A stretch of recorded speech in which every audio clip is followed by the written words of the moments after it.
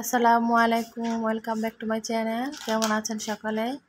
আশা রাখছি সকলে ভালো আছেন, সুস্থ আছেন। আলহামদুলিল্লাহ, আমিও ভালো আছি। আপনাদের অশেষ দোয়া ও ভালোবাসায় আপনাদেরকে একটা ভালো কথা শোনা যাচ্ছি। আজকে আমার 500 সাবস্ক্রাইব পূর্ণ হয়েছে।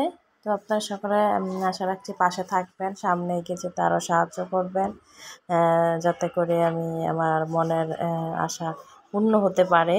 তো সকলের কাছে দোয়া চাইয়ে নিচ্ছি। আর আজকে আমি কিন্তু একটা রেসিপি নিয়ে আসলাম। সেই রেসিপিটি হচ্ছে বোয়াল মাছ ভুনা রেসিপিটি। তো এই রেসিপিটি অনেকেই পারে, তো নতুন রাঁধুনিরা আর একটু দেখে নেবেন, টেস্টি হয়। এই যে আমি কিন্তু ভালো করে ফ্রেশ করে মাছগুলোকে ধুয়ে নিয়েছি। একটু হালকা কুসুম গরম পানিতে লবণ মেখে ধুলে কিন্তু আরও বেশি ভালো হয়, যেহেতু একটা মাছ একটা ময়লা থাকে, তো ভালো করে ধুয়ে নিতে হয়। এবার হলুদের গুঁড়ো, মরিচের গুঁড়ো এবং লবণ মেখে নেব, ম্যারিনেট করবো মশলাটাকে। ম্যারিনেট করে রেখে তারপর কিন্তু আমি মাছগুলোকে ভেজে নেব। আর বোয়াল মাছ ভুনা করার আগে তো অবশ্যই ভেজে নিতে হবে, না ভাজলে কোনো টেস্ট আসবে না। তো এই যে আমি কিন্তু মশলাটা ভালো করে হাতে দেখুন একটু করে ভালো করে মশলা মেখে নিচ্ছি।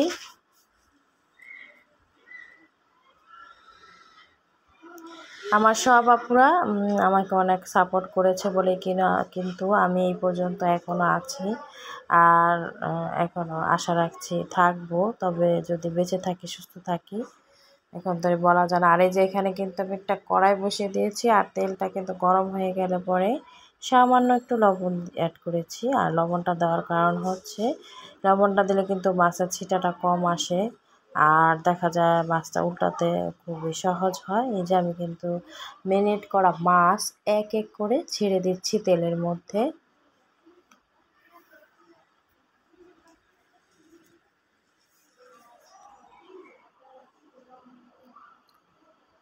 আর তেলটা ভালো করে গরম হলেই কিন্তু দিবেন মাছ, না হলে কিন্তু অনেক সময় লেগে যায়।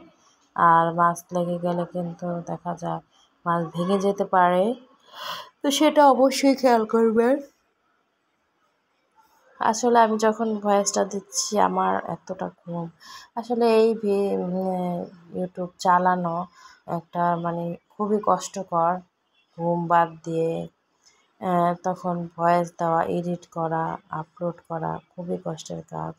তো কষ্টটা তখনই সার্থক হয় যদি ভালোবাসার প্রিয় প্রিয় আপুরা সবাই যখন দেখে এবং সুন্দর একটা কমেন্ট করে যায়, তখন এই কষ্ট কোনো কষ্টই মনে হয় না। তো আসলে কিছু পেতে হলে তো কিছু করতেই হয়। তো এই সেজন্য আমি কষ্ট করে যাচ্ছি, জানি না কোন পর্যন্ত হবে, নাও হতে পারে।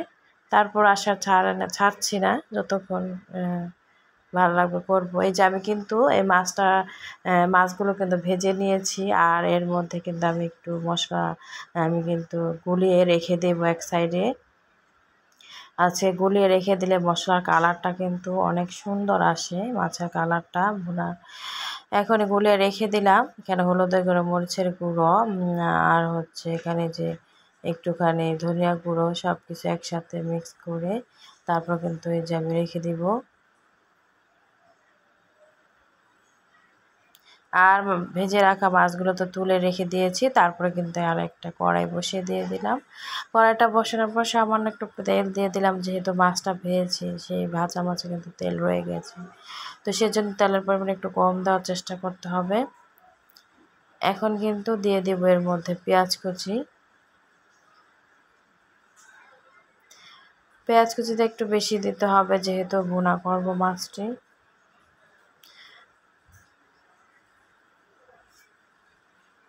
ভুনা তরকারিতে অবশ্যই পেঁয়াজ কুচি বেশি দিতে হয়, সেটা আমরা অনেকেই কিন্তু জানি।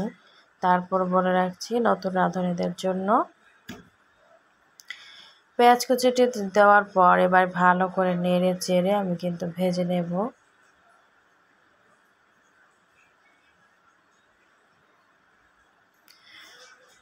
আসলে অনেক অনেক আপুরা বোঝে না, কমেন্ট করে বন্ধু আছে, পাশে থাকবো, এগুলো কিন্তু বলা উচিত না, সেটা কিন্তু অনেকে জানে না হয়তো বা সেজন্য বলে। তো একটু বলে দিতে চাই, এটা বলবেন না, বললে কিন্তু দুজনের চ্যানেলের কিন্তু ক্ষতি হবে। তো এই যে এখন কিন্তু পেঁয়াজ কিছুটা আমি ভেজে নিলাম, প্রায় 5 মিনিট ধরে ভাজবো। আর একটু সামান্য এখন এর মধ্যে লবণ দিয়ে দিলাম স্বাদ মতো। লবণটা বুঝে দিতে হবে, যেহেতু আমি যখন মাছগুলো ম্যারিনেট করেছিলাম মশলা দিয়ে, তারপর ভাজার আগে কিন্তু লবণ দিয়েছি। আবার তেলের মধ্যে কিন্তু সামান্য একটু লবণ দিয়েছি, সেজন্য লবণটা অবশ্যই বুঝে দিতে হবে। তারপর দেখুন পেঁয়াজটা কিন্তু হালকা লালচে কালার একটা হয়ে এসেছে। তো ঠিক সেই পর্যায়ে কিন্তু আমি যে ভেজে রেখেছিলাম যে ফ্রাই প্যানটাতে মাছগুলো ভেজেছিলাম, সেখানে সামান্য পানি নিয়ে তারপর এখানে দিয়ে দিলাম। আর ওই যে প্যানের মধ্যে যে তেলটা ছিল সেটাও কিন্তু এর মধ্যে দিয়ে দিয়েছি, পানি আর তেল একসাথে। তো পানি তেলটা দেওয়ার পরে আমি কিন্তু এর মধ্যে যে গুলে রাখা মশলা, হলুদের গুঁড়ো, মরিচের গুঁড়ো গুলে রেখেছিলাম, সেখান থেকে এখানে কিন্তু দিয়ে দিলাম। দিয়ে দেওয়ার পর এখন কিন্তু ভালো করে নেড়েচেড়ে দিচ্ছি। মশলাটাকে প্রায় 5 মিনিটের মতো কষাবো।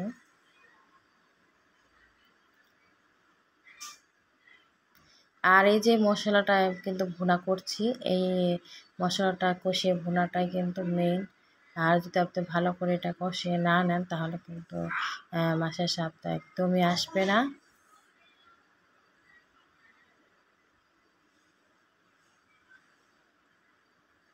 আর পেঁয়াজগুলো যখন একটু গলে গলে যাবে, তখন কিন্তু এভাবে, এই যে দেখুন আমি কীভাবে করছি, তাহলে কিন্তু এই যে মিশ হয়ে যাবে।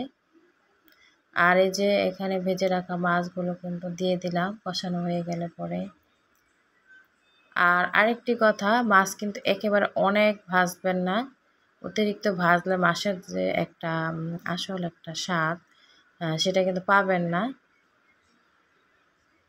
মাছগুলো দেওয়ার পর 2 মিনিট রাখবো। রাখার পরে কিন্তু আমি এখানে পানিটা অ্যাড করব। পানিটা দেওয়ার পরে আলতো করে একটু নেড়েচেড়ে দিলাম।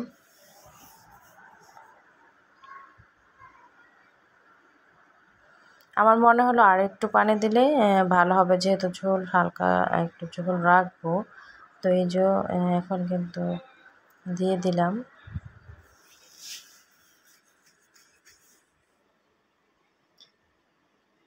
আমি কিন্তু একটা কাঁচামরিচ ফালি করে দিয়ে দিলাম একটু ঘ্রাণের জন্য।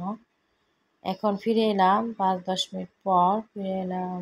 তারপর কিন্তু দেখলাম বলক উঠে গিয়েছে, আর এই যে জাল পাচ্ছে।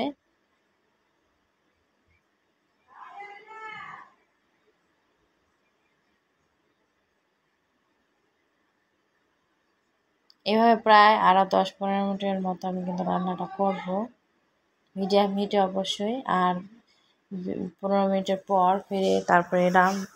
এখন কিন্তু জিরে গুঁড়ো অ্যাড করে দিলাম এর মধ্যে,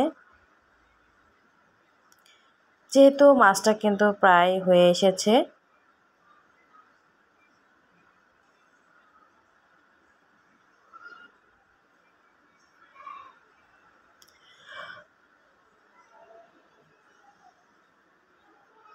এখন কিন্তু নাড়াচাড়ার কোনো কাজ নেই, একটু ঝুলে ঝুলে দিতে হবে। আর এর মধ্যে কিন্তু বেশি নাড়াচাড়া করলে মাছ ভেঙে যেতে পারে, সেজন্য কিন্তু আমি একটু কিছুক্ষণ পর পর ঝুলিয়ে দিয়েছি, অফ স্ক্রিনও ঝুলিয়ে দিয়েছি। আর একেবারে শেষ পর্যায়ে কিন্তু আমি ধনিয়া পাতা কুচিটা অ্যাড করে দিলাম। ধনিয়া পাতা কুচিটা অ্যাড করে দিলে আসলে ঘ্রাণটা খুব সুন্দর আসে। তবে শীতকালের যে একটা সুন্দর ঘ্রাণ, ফ্লেভার, সেটা কিন্তু আসে না।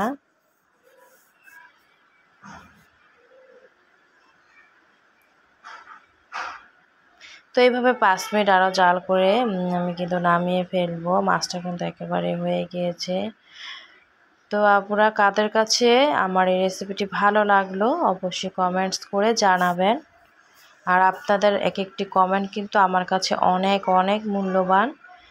আর এই কমেন্টগুলো দেখতে পেলে আমি কিন্তু খুব খুশি হই। আর আমার খুব উৎসাহ কিন্তু আরও বেড়ে যায় একটি ভালো সুন্দর ভিডিও দেওয়ার জন্য। তো আশা রাখছি সামনে আমি আরও সুন্দর সুন্দর ভিডিও দেওয়ার চেষ্টা করব। সকলে সুস্থ থাকবেন, ভালো থাকবেন।